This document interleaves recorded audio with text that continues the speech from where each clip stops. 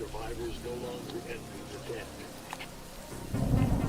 The final war is over. Its architects forever entombed in melted glass and steel. I watched the efforts of our species dance away on the radioactive wind. Civilization retreated by millennia. All of human history brought to dust. Our cities, now scorched black mausoleums, serve as a reminder. There can be no victory in war. Earth is the answer to the question of our mortality. With resolute defiance, we choose to grasp at the delicate thread of life. My son, the gift of survival is yours. Please, may you never submit. There will be more. This is it. We are on our own. The air is clear. Welcome home. We're headed straight for oblivion, but we're gonna make it. Whatever it takes, just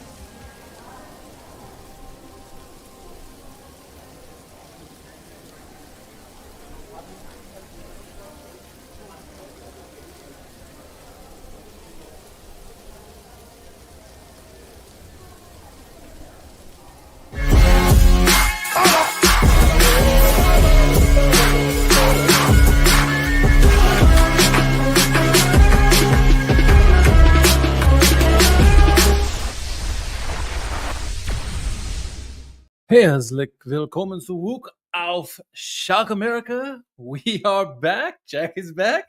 How's everyone doing from this summer break, summer hiatus? I'm your host, Richard Carmen. I almost said Jack Mangan. My co-host, Jack Mangan. Jack, how are you? I'm doing well. Back for what is it? Season 8, season 9 for us. How many seasons is it? It's season 9, I think. Season 9. 9. Wow. Same old Jack. But round of applause, real quick, for Midwest Richard, the debut of Midwest Richard. That's right. Good to have you in a closer location, my friend, and hopefully we can get some joint content on location or something at some point this season. That's right. That's right. We're a lot closer together now. Even though I am now in the Midwest, I'm drinking a little bit of Maryland beer here tonight. A little homage to the old place, but I'll allow it. I am in the Midwest now, so enjoying my new surroundings. I got to get used to the weather, but other than that, life's good, man. How you been? How's your summer? Good. Busy, got a lot going on, wedding planning, all kinds of stuff. But looking forward to getting back into some Schalke, at least for a bit until they break my heart inevitably. But for a while, hope springs eternal. It's summer. We're gonna win the whole damn thing, aren't we? That's right. That's right. I'm not going to predict this year that we're going to win the title. Yes, this you year. are. Yes, you are. Maybe we'll see. We'll see. Prediction wise. By the end of this podcast, you'll be right there. Trust me. I might be. For everything that's gone on so far, lots has gone on with Schalke. We'll do a quick rundown of what we're going to talk about this evening. We'll do a quick recap of last season. It's painful, but we just got to talk about it real quick just to get us up to speed where we are. Talk about the new era as a result of that bad season. Look at the transfer market, what happened or didn't happen.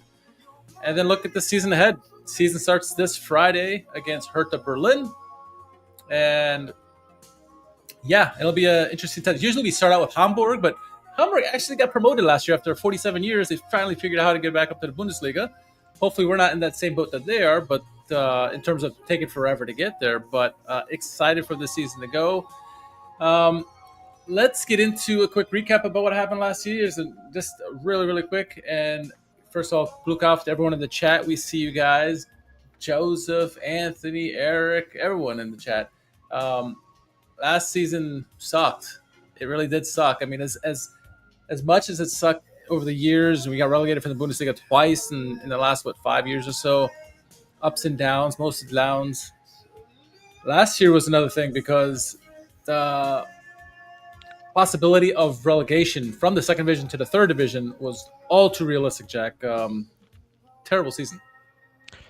Yeah, I mean, ultimately finished just a single result off of the relegation playoff spot. So, I mean, that's how close it was, 14th out of 18 and within, 3 points worth of being in jeopardy. So it got very hairy at the end of the season. And it's one thing to be in the second division. And we understand that it's a difficult league and you can be down here for a while before you have an opportunity sometimes to bounce back up. We were fortunate to have done that as quickly as we did upon our initial relegation when we bounced back up. But you would hope that would at least involve us, being in the top 5, top 6, right?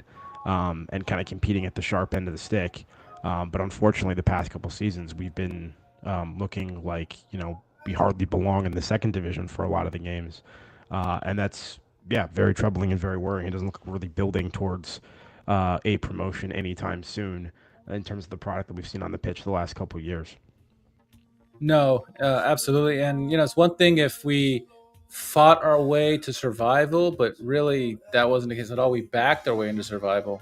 It was really because of the ineptitude of the other teams below us that the only reason we survived, which is a sad state of affairs. And everything you just mentioned rings true. And obviously, when that happens, a team that is one of the 3 biggest clubs in German football and has hopes of returning back to the Bundesliga, when you finish that bad, something has to happen.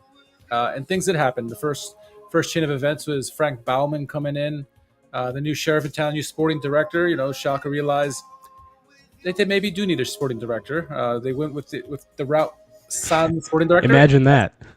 Yeah. Oh, wait, everybody else is doing it? Oh, I guess it does make sense. Maybe there's a reason for that. But Frank Baumann comes in. A lot of optimism, a lot of pessimism with him. Where do you stand on Frank Baumann? I mean, obviously, it's way too early to tell, but are you optimistic that he can bring some kind of change positive? I am. Could be proven wrong. I don't think there's been a ton that's happened so far outside of Muslich's hiring, but in terms of we'll get to the transfer stuff later. But anyway, um, but yeah, when I couch a lot of these things once again in the reality of where we are and what kind of talent we can typically attract, and I think there's positives in Bauman's history at Bremen and other places where I feel like he's somebody that can provide some structure and some value and speak with authority on certain things. So yeah, I'm cautiously optimistic. I am too. I think we needed that change. We needed someone who has gone through similar situations as Schalke, at Bremen. I'm talking about, and was relatively successful compared to how we are. Is it the best sporting director in the world? No, but is it best what we could get at the time? Absolutely. And I think we could have done far worse. I think, and seeing what he did with Bremen with a little bit of finance available to him to make the team better, I'm optimistic that he can do similar things here. The coaching is the one thing that's been questioned with him, though he's got his team back up to the Bundesliga, Werder Bremen that is, and they're now a solid mid-table team. You imagine he knows what he's doing. You have to hope that he knows what he's doing and take him at face value for right now, and then we'll see as the year goes on how it is or not. Anthony says, hopefully Manga taking a back seat to Bauman can help steer the ship for you guys. I think that was probably the most important thing. Not that Manga is bad by any stretch, but I think he was too many hands in many pots, and he was hired to be set up the youth team and be on the sporting side with the player development, and not really being sporting director. And then when you realize they need a sporting director, Manga stepped in and to fill the void, doing too many things. I think now that he can kind of focus on what he came here to do. Bauman can now focus on the sporting side of it.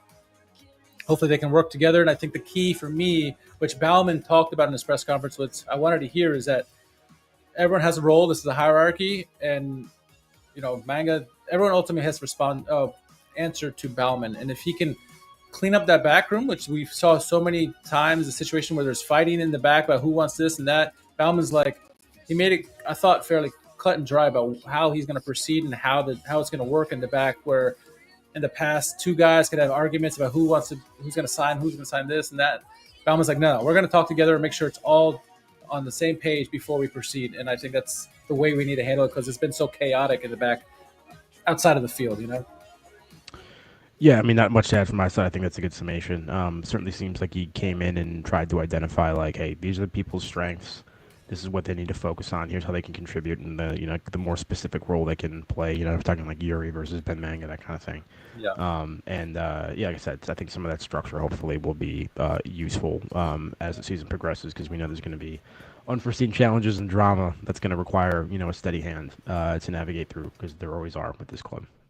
One of the key hirings that he had to make, because so much of the chaos revolved around managers and not seeing eye to eye with the management. And so one of his first hirings he had to make was a new manager, and that man would be Myron Muslich. We're unsure about who was going to be. We heard all these names: Kwasniok, Titz. There's so many names that are involved. Anfang. All of a sudden, out of nowhere, it's Myron Muslich. Not really on any of our radars. Bauman said he knew him. The staff around him said they knew him for a while. They would follow him. They hadn't gotten Plymouth players in the past before. Some current players who have been with Plymouth that they had mentioned about him before. So he knew about him for the last year and a half, he said. So Myron Muslich steps in, and for the way, we did a tactics video on him to learn a little more about him. So if you haven't seen it yet, go on our YouTube and watch the video. But essentially, they bring in this guy, and the first positive thing I'll say about this, Jack, is that none of us knew about him. And that goes to show you, because prior to Bauman coming in, you heard all these rumors and things just hit the fan because too many people knew things, right? Whether it's Sky Dirk or whomever, people had the inside knowledge, and then it would share it before, and the fans were upset about it. And finally, we get closed lips about this, and nobody knew about this is coming. Of course, fans are going to be upset because they didn't know who this was and weren't prepared for it. But I think if you're a team trying to be successful, you got to have to quiet those leaks. And at least from the onset, Bauman's done that with this unexpected hiring of Myron Muslich. What are your thoughts on the new man? That probably was important for Muslich if he hadn't decided to go to Schalke or whatever, because Obviously, the fact that he left caused quite a bit of stir at Plymouth Argyle. It sounds like he had given some verbal commitments to them in terms of Yeah. staying, and then when Schalke came and approached him, he obviously reneged on those commitments and decided to make the transfer. Look, you can't blame him for that, despite Plymouth Argyle's social media attempts to write Schalke off solely as a second division German team is how they were referring to us. They wouldn't really kind of call us by name. Schalke is, of course, more than that. Will that always be the case if we don't turn things around? Perhaps not. But I think there were close to 80,000 people at Schalke Day the other day. I mean, like, this club has massive support. 45,000 for a friendly against Sevilla. Right. I mean, this is still at the moment a very special club, and so I'm sorry, no disrespect to Plymouth Argyle, but like Schalke's a draw to some extent. So like, I mean, I don't know. You feel bad if he had once again given commitments, but whatever else. So yeah, important that it seemed like Baumann and whatever hierarchy was involved in this was able to keep it under wraps and keep it as quiet as it was, given how sensitive it was on the other end for the coach. But yeah, it kind of came out of nowhere, like you said. There was Kwasniak had quite a bit of traction at one point towards the end of the season. I was thinking like it was headed in like the Christian Titz direction potentially, but curveball, and here we are. But you know what? The final word is beard endorsement from you and I. So we have to like that a little bit. Yes. We get some facial hair from the manager, so it's all good. Great beard, a lot better beard than I can grow for sure. Maybe you can compete with him, but not me. Nope. Yeah. Myra Muslich steps in, and obviously we talked when it first happened, and I was furious when it happened, but I've since calmed down. I analyzed his game both at Cercle Bruges and Plymouth Argyle, and I've now changed my thoughts on him. If he can do what he did, or I think he can do, we should be able to turn it around better than last season at least. I don't know if he'll take us to the Bundesliga, but I'm hopeful. What I found out from researching him is high intensity press. He has a methodology to his pressing game. It's just not a press at will. He does require his guys to be fit because he presses a lot, presses high up, and so teams who are very skilled at passing, who are good on the counterattack, can get us. But for the most part, he likes to cause chaos and force the team to make the opposition to make a mistake, and that's how he's going to take advantage of them. He did this very evidently in the FA Cup match against Liverpool, where they won 1-0. A team in the second division beating the eventual champions of the league. And so, can he implement that at Schalke is going to be the question. We all heard the rumors about all the players on the books, and there was going to be a huge turnover of players. We thought, at least, that's what we were given that assumption going to the end of the season. And when you think about how the style of play Muslich has, high press attacking, you figure a lot of these guys who, I'm not going to say they're lazy because they're more active than I am and you or I, but didn't seem to fit the model of what Muslich wants. And so we talked at the end of the last season about who we thought should stay or go, and majority of those players probably don't fit this system, so we thought. Would you agree about that statement about like all those players we expected to go at the end of the last season? Yeah, and I have concerns about our current squad composition as it pertains to the style of football that he's probably going to want to play. And yeah, there hasn't been sort of the churn or the overhaul so far, at least that we've expected, at least that I expected. Yeah, I don't know if the reason for that is because of a couple of the more high value sales that we were thinking of making, which was going to kind of give us the flexibility to then go out and make the other changes to the squad haven't happened. So we're kind of in a waiting game or stalemate until those things move forward. Maybe they're not going to move forward. I don't know. Don't know what your thoughts are, but yeah, I feel like it's been kind of surprisingly quiet so far, given that we're almost to August. Yeah, it has been surprisingly quiet, and I think one of the things is that I don't want to see just signing people for the sake of it, right? I think, you look back, and I always reference back to Rovan Schroeder because he's that golden egg, but the signings he made for the most part were home runs. And then we saw what Manga did when his time here. He got Silo, right, for the most part, but everything else he got was kind of a strikeout at the time. So we don't want to sign anybody. We want players that are going to be effective to the team. Baumann's now had a time to look at the team. We thought, he even said in his press conference, A lot of changes are going to be made. A lot of people who are here now are not going to be here then at the start of the season or even at the end of the season. So we expected that to change, but maybe Bauman's looked at the team and seen something in practice that he wasn't expecting from last year. Maybe there's a new reinvigoration of motivation from the players that he's like, okay, we'll give you another shot to the preseason. But the moves haven't really happened like we had thought, as you said. And so looking at some of the moves that have happened in the transfer market, really it's two names. Like obviously the guy who takes the cake for us coming into the season was Becker. We knew Timo Becker was back. Was he going to be captain or not? If Carmen stays, he's probably going to be vice captain or assistant captain, which it seems like that's what it's going to be. And then Zaid Musa Chabara, a youngster from the Kanapan Shmita, one of the best goal scorers we've seen from the youth team, finally getting called up once he recovers from injury. Those were like the two promising things. And then from there, we didn't know what was going to happen. So looking at the departures first, because we had a boatload of players that not many of us thought were Schalke players. How many had left? Look, Derry John Merkin, one guy who I think we all liked, Sure. and earned his way into our love. He unfortunately had to go, but Utrecht was offering us 1.3 million for him or 1.2 million, so we took it, right? And he speaks Dutch; it makes sense for him.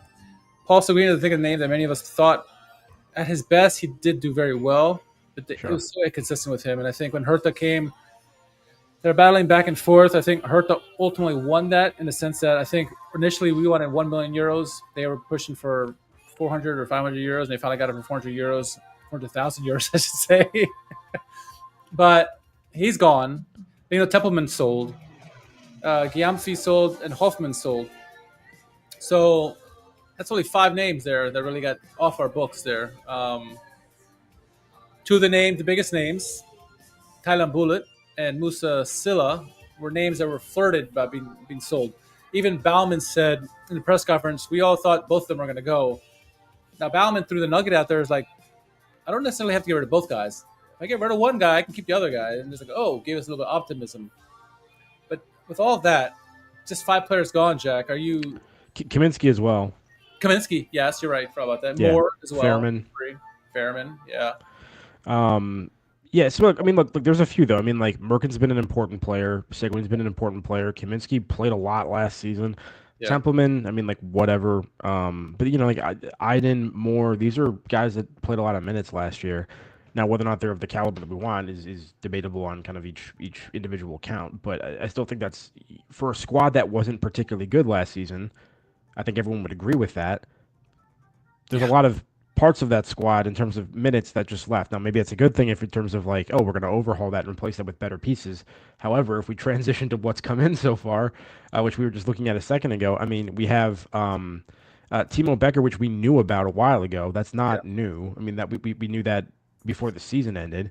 Yeah. And then you have, El Fayouzi from the 3rd division and Nikola Katic from Zurich, and I believe he was at Argyle with Muslic last season, fellow Bosnian. So great, cool, bring that in. But outside of that, it's all youth promotions, which should be good. It's Schalke, we're able to create, build some of these young talents or whatever. But so far, given the season starting next week, there hasn't been a lot of action here, and we've lost some important contributors. So I don't know where that leaves us exactly. I don't know how you feel about what the progress is, but I'm surprised by the lack of action in terms of acquisitions. I am too. El Fauzi, he's a great highlight reel. Doesn't really prove the goals and assists, but maybe he's that diamond that needs to be shined through, rough through, and emerges. I've seen some glimpses so far this season in preseason that I've been optimistic, but he needs to be consistent. And this is a great, second division is a great place to try your trade. Obviously, he went to Alemannia Aachen and did very well for them over there. The club did well. So I'm excited for him, what he can bring to them. Will he be a starter? Time will tell, but he's been used a lot in preseason. And Nikola Katic, I think, is a big defender, sort of in the Kalash niche, but more athletic, I think. Strong in the air, which we need. We were very weak in the air. Other than Kalash, we were very weak in the air last year, and so very weak in the air against Sevilla. Yeah. And also be able to read the defenses and not get beat so bad. We've seen some of that too. That he's done that too. But it's a big body.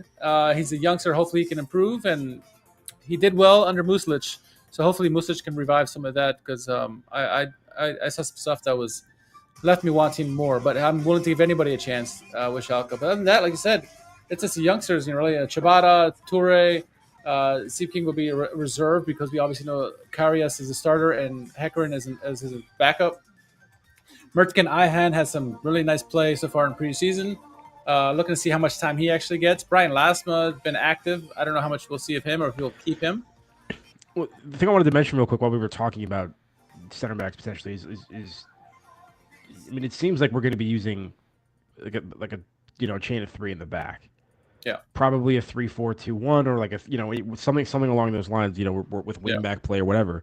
And I mean, once again, if you're doing that, you need to be relying on a large number of like decent center backs because you're going to be starting three of them, and then you need to have somebody available for injury or rotate. You know what I mean? And like we lost Kaminsky.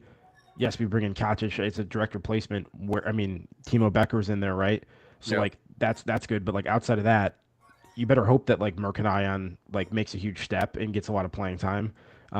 Maybe Bullet plays there. I don't know what the plans are for some of these guys in terms of like where we're going to position them exactly. But like you're kind of gambling a lot on Sanchez probably making a step forward, or do we still have Wazinski on the squad? Is he on loan at the moment? I forget. But like, I don't know.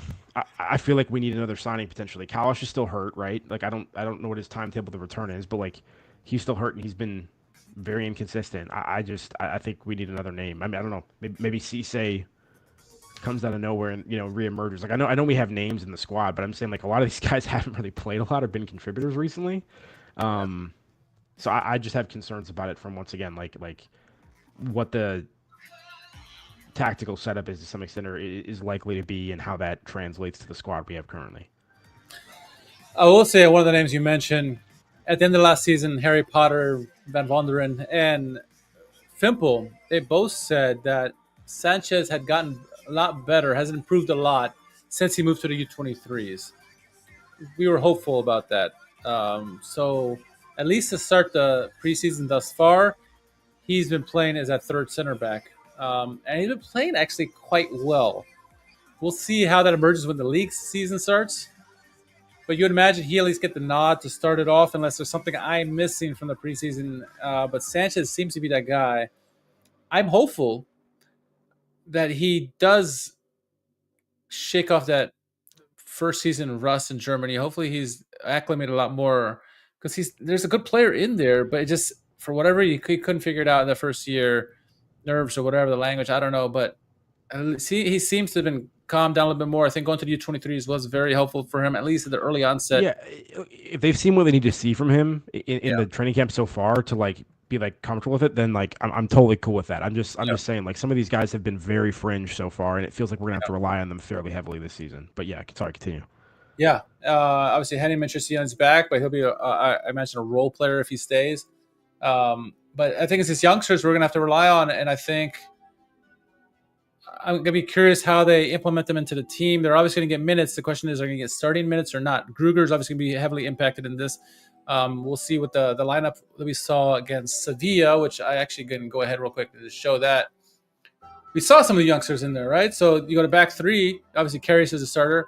Timo Becker, Katic, and Sanchez, as mentioned. Gruger is in the lineup as well, and El Fauzi. So you got some youngsters in there with Silla up top. For the time being, Silla's here, and as is Bullet. Bullet was getting rested. He came on in the second half. But then you got some of the veterans like Donkor, Antuaje, and then Schallenberg. So this is likely close to the first team that we're going to see against Hertha. I would imagine Gantenbeim out, Bullet in. And then from that, I don't know who else we see swapped out. Maybe Bachmann for Alpha Uzi, maybe Alpha Uzi for Donkor, something like that. But I'm really curious to see how this shapes up. I know Schallenberg's had a really good preseason thus far, as has Gruger for the most part, minus that one bad pass against Sevilla. So, for the most part, this is what we're going to see against Hertha Berlin. I mean, does this make you worried, or are you feeling okay with this? Obviously, the rest of the season, the rest of the team is. I mean, it doesn't make me feel great. I mean, do you look at this and you go like, "That's a fantastic squad"? I mean, I don't. I mean, look, I think Gruger's been promising at times. I think he's going to need to have a great season. If we get the best out of Schallenberg, then I think he's totally fine for the second division level. He's somewhat versatile in terms of the positions he can play. He did great for us at center back for a lot of times last season, and And he stepped up in contributed leadership there. as well at the end of the season. For sure, yeah. I mean, as long as it's not, if we get the best of Schallenberg, I'm fine with that.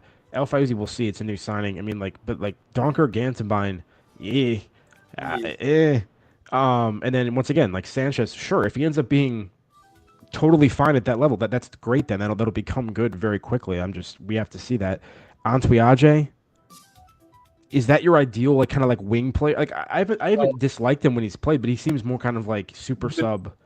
Central midfield. Yeah. Yeah, like I just I'm not looking at the squad and him overcome with like a sense of this is a top 5 team at the moment. Like I think it's great that we haven't sold once again some of these key pieces, but I feel like there's just not enough quality. Maybe I'm making way too big of a deal out of this, but yeah. Eric in the chat just now said Gantenbein versus Fabian Reza. I mean, like, Fabian Reza is going to show up to the pitch wearing a bib and holding a fork and a knife. I mean, like, come on. Like, Eric's absolutely correct. Like, I mean, Yeah. Gantenbein, prove me wrong, bud. Would love to see it. But, like, I mean, It better be I don't know. Bullet. It better be I'm Bullet. concerned. It better be Bullet. And like you said, it's lacking so far the signings. Maybe Muslic and Bauman are seeing something in practice that we're not seeing from the team we saw last year, and so it'll be interesting to see that first game against Hertha Berlin. I kind of want to look up what moves that they have made. Obviously, they have Fabian Riza still, who's going to be a thorn in our side, and everybody's side in this fight. The league. He's one of the better players in the league last year, and he returns. Let's see if I can pull this up real quick. But I'm not looking forward to what we're going to see on Friday. It'll be a true test. At least Cisse isn't starting because we saw he started against Hamburg that one year and he kind of just disappeared after that. Not saying it couldn't happen to Sanchez or anybody else, but yeah, here we go. I got the Hertha Berlin. Tjark Ernst. I don't know about him. Goller is injured, as is Gersbeck. No really hitters here. They still got the same guys here. They're obviously trying to go for promotion this year. Did they lose anybody? Is my question. Obviously, they got Paul Seguin as well. Oh, these freaking ads, man. Oh my gosh, get out of here. Transfermarkt loves their ads. Kovnatski going to Werder Bremen. Krattenmacher going back to Bayern. Seguin is here as with them. So they got some moves. Oh, get out of here. So we'll see. They're going to be a team that we're going to have to worry about this season overall. I think they're going to be a contender for promotion because there's no really team that screams about it. We'll get to the league as a whole, but this will be an interesting test for Muslic to start the season at home. But like you said, the moves that we've made or not made doesn't scream promotion. But hey, maybe we are surprised by what they put on the pitch, and at least we're not playing Sevilla this weekend. Sure. And once again, there's guys that are available in the squad that weren't in that graphic that you showed that would, improve the picture a little bit, whether that's Keaton Karaman, whether that, there's whether it's Bullet. Like there's people in the squad that improve that picture a little bit. But I don't know. Yeah, I'm not negative on Muslic necessarily. I'm interested to see what he brings. I think from an approach standpoint, I think the emphasis on quick transitions and verticality in addition to sort of like the wingback play and trying to control the game that way. Like there's a lot that I like in that. I just don't know if we have the squad to do it. Yeah. And I'm wondering kind of what we're waiting for. So I know we're cash strapped. I understand the financial situation. But maybe I'll be proven wrong. Maybe maybe Bauman came in, talked to Manga and everybody. They looked at the squad and they said, this is the perfect squad for this coach. Could be. I don't see that when I look at it, and so I'm surprised about why you would bring him in if you aren't going to give him the pieces to implement the vision. Maybe the vision's going to be different than what it has been. These are the questions I have, and I could be making way too much out of this, but that's just kind of my initial take so far. I'm kind of nervous. I'm glad you mentioned the money thing because it's the last thing I kind of want to wrap up with the transfer mark. We knew we were strapped. And the big thinking for all of us, everything that we've heard was Bullet's gone, Silla's gone. We need to make some money just to bring in some players so we can make all these changes. all of a sudden, neither name had been going anywhere. They're still a team, and all of a sudden, Ba, a guy who we thought we were going to have to ride or die with this season with Kine Karaman, all of a sudden he's getting offered to someone in the Premier League or someone, I forget who it was, Norwich or somebody, I don't even remember anymore. And now I'm thinking, like, all right, if we sell Ba, it's going to be for a couple 100,000. I don't think it's going to be anything crazy. But if we sell him, I'd be happy, more than happy, keeping Silla and Bullet. I'd rather, we talk about who would rather keep Silla or Bullet or Silla or Bullet. We think Bullet, obviously, but I would not mind keeping both guys. I would not mind that at all. If we have to give up Ba, that's a good trade to me. We'll see what happens with the rest of the season, but it appears at the moment that Ba will be sold, and for the time being, the two guys that we thought were going to be gone are still with the club. What are your thoughts on that? Yeah, I mean, look, I love it. Like, this is part of the disappointing part of being like a Schalke supporter in general is like every time you get like a good player, they get sniped by somebody because we're just not at the top of the food chain at the moment. It haven't been for a while. But you understand that's part of it. But like, particularly when we're in the position that we're in, the price we played for Silla seems to be a pretty good value overall in terms of what he provided season one. Like he did the job he was supposed to do, and Bullet is like a versatile, competent young talent who just like you never have to worry about out there pretty much. And that's so valuable, especially on a team that gave up like 62 goals last season.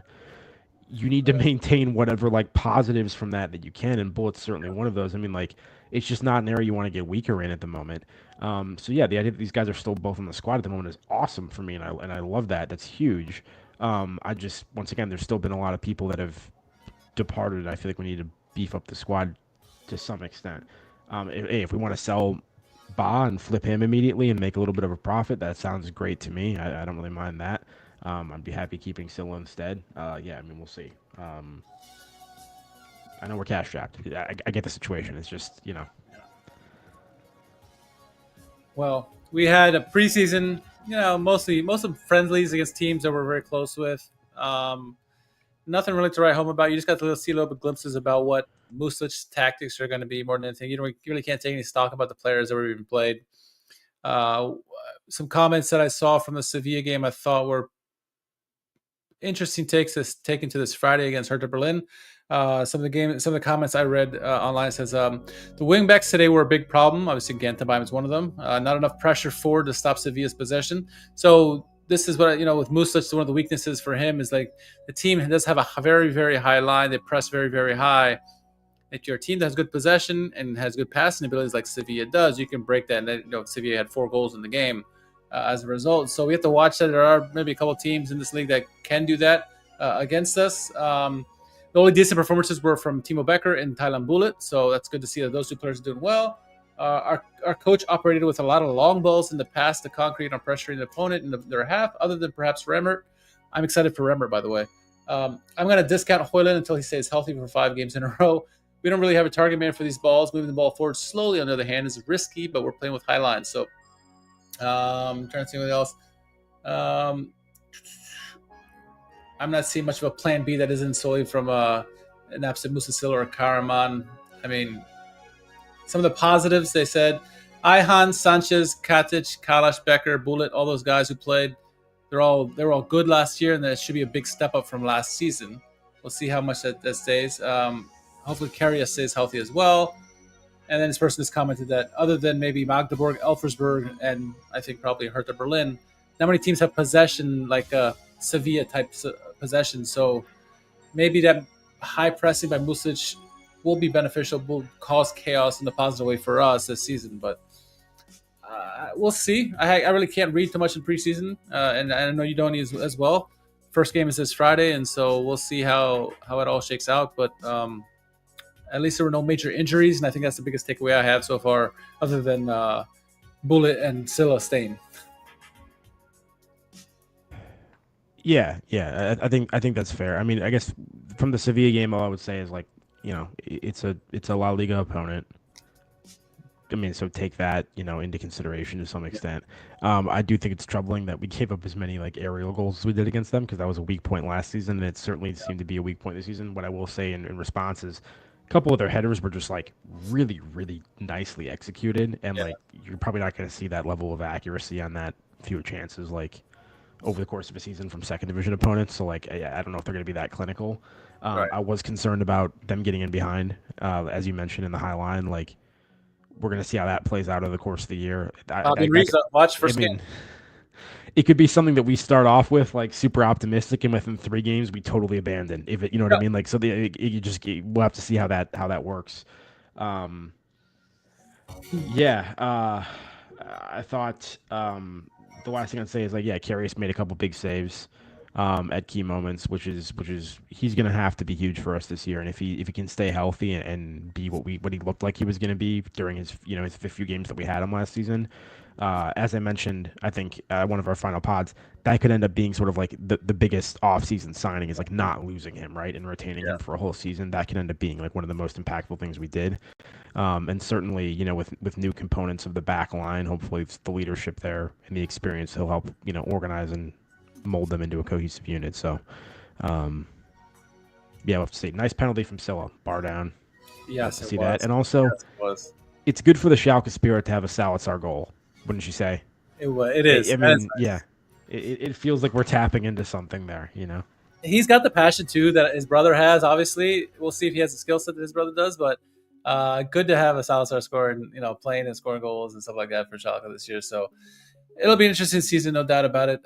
These are the teams that we're going to be facing this year. Paderborn, Magdeburg, Dusseldorf, Kaiserslautern, Karlsruhe, Hanover, Nuremberg, Hertha this Friday, Darmstadt, Greuther Fürth, Munster, Eintracht Braunschweig, Bielefeld, and Dresden. Good news is we're currently in first place. There you go. According to this calendar, at least. Out of this team, I mean, I'm going to say obviously, but I don't think we're favorites this year by any stretch. From this bunch, who do you see as getting up this year? It's hard. There's no clear cut, I think. Yeah, I agree. I mean, I think there's a chance that Hertz is there-ish. I don't know if there's going to be the kind of continuity from Kaiserslautern year to year that we saw previously, but like keep an eye. And then Paderborn's been fairly consistent the last couple of seasons, so you would have to anticipate they're going to be somewhere around there. And then it's a question of is there going to be a repeat from a team like Magdeburg from last season as well? So it's kind of like some of those guys that were surprisingly effective last season. Are they going to be able to repeat those performances? We'll have to see how it goes. Really could not tell you where I think Schalke was going to end up. Given where the squad is at the moment, I can't imagine we're going to finish higher than mid-table. Things could change. Muslic could be way better than I expect him to be. There could be more names that come in. We'll have to go and see, but I just don't think there's been enough overhaul for me to really judge things much differently from last season. I would agree with that. All of that. Honestly, outside of the teams you mentioned in terms of promotional, the team out of that would be Schalke. No, not Schalke. I told you by the end of this podcast. I told you. No. I think Hanover's a team you could probably throw in that mix as well, but it is so up in the air. I mean, hell, Bielefeld or Dresden really could surprise us really this year. Who knows? But in terms of where we'll finish, I mean, I just hope to hell we're not in a relegation battle again. I mean, that just takes the hell out of you, especially when you're in second division. Think you might be absolved. If you go to the Dritte Liga. So hopefully we're at least mid-table. It'd be nice to see that even Bauman's like, we're not going to get promoted this year. But maybe we get off to a hot start and maybe plans change and we start spending some money, at mid-table. We'll see. But if we finish mid-table, at least, as long as we're out of the relegation fight, I think it'll be a better season, much, much better season than last year. We're going to have to figure things out defensively. We don't know what to expect. I think every year we know less and less of what to expect with this team. With a new manager, new sporting director, I think this could be even more true than that. So I don't know.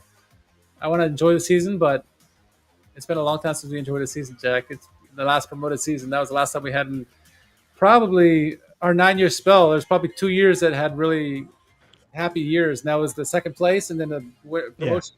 Yeah. I'm just glad the second division is as entertaining a league as it is. Yes. So that I've actually been able, to enjoy the time we've spent down here, all things considered. But yeah, I mean, look, I don't really care where we finish. If it's lower than mid-table, I think it's going to be a wasted season, and no one's going to be happy. I'm not saying that our ambitions are seventh, eighth, ninth place, but I think if we finish top half of the table, that'll at least be a step and something that Schalke fans can look at and view as potentially building towards then making a push next season. It just hasn't been anywhere near that level the past 2 years, and yeah, I mean it's once again it's one thing to be down in the second division as a big club like Schalke. It's another thing to be down in 13th, 14th, 15th. You know what I mean? Like that's it's extremely sketchy territory. Just in terms of like survival for the club and everything. So like we really need to see that improvement. I hope we do. Looking forward to week 1. I'll be right there. As optimistic as I can be. I know I don't sound that way on this podcast right now, but once that whistle blows, I'll be all in.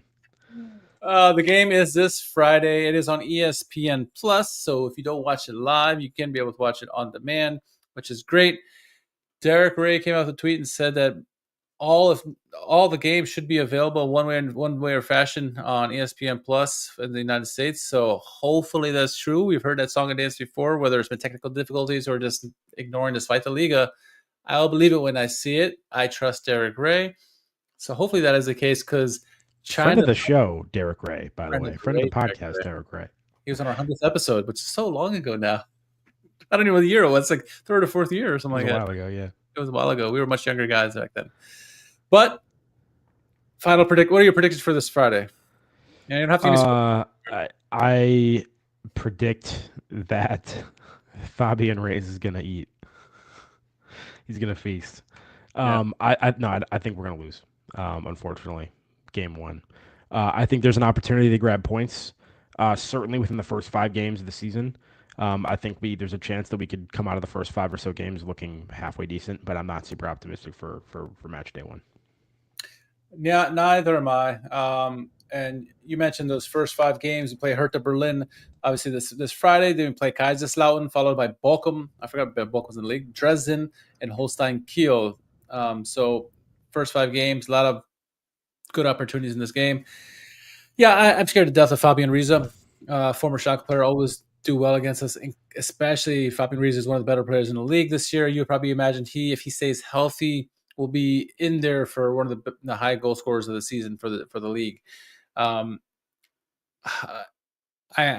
worried like you that we're just going to lose the game. I just can't see how much we've improved. I don't see how we've improved more than we were last year. Maybe a little bit defensively, but other than that, maybe less offensively. I don't know. I don't know what to expect from Muslic. So hopefully, best case scenario I think is a draw, which I'll take all day. I just don't want to see a slaughtering. I definitely don't want to see that on opening match day. Hopefully, Hertha is still coming out of their cobwebs of the midseason or preseason form. So we'll see. Game's going to be interesting at 2:30 Eastern time, 1:30. What if we put Go Trisciani on Fabian Reyes instead of Gantenbein? I think it's just roll out the goat for this one. See what happens. Hey, whatever works, I'll take it. As long as Karius actually tries to make a save, unlike he did against Sevilla, then I'm all good. And he stays healthy, I'm all good. So, all right, Jack, let's get out of here. Joseph said, I think it'll be a draw. Eric says 7th would be amazing. And Anthony says Schalke deserves to be back in top division of European football, unlike certain Belgian club that likes to play hardball. All right, Jack, let's get out of here. We're in the Midwest. We got to get back. We got to get to bed, man. It's getting late. Where can our followers find you on social media? At JMMangan, JMMangan on Twitter. Very good. As I lose my mouse here. You can follow me at R_KHARMAN. And more importantly, follow us at Schalke America all across social media. Definitely follow us on Twitch because we do streams outside of our podcast. Obviously, follow us here on YouTube and anywhere across social media. Games are back. We'll try to increase some content now. Maybe we have some live meetups now that Jack and I are a lot closer together now. So I guess there's always a chance that the podcast could end early if the weather doesn't play favorites to both of us. So we'll see how that goes. But first game this Friday. Get the ball rolling. Hopefully it's a better season than last year, Jack. All right. For Jack and myself, for everyone in the chat who watched it tonight and everyone who listens at home, enjoy the week. Enjoy the opening game. And we'll catch you next week. Look out.